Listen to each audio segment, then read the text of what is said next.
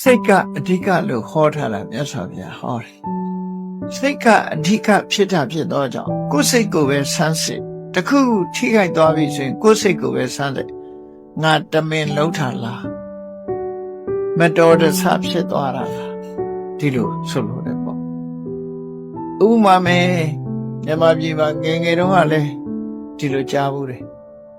ကိုချောက်သရဝါလေးတစ်ကောင်ဟာခြေကျိုးလက်ကျိုးဖြစ်သွားတယ်ဆိုအေးဝတ်ပါလိုက်မယ်ဒီခြေကျိုးတာကြီးဝတ်ပါမှာဆိုလို့တတ်ပြစ်တတ်တဲ့ဝတ်ပါသွားတာ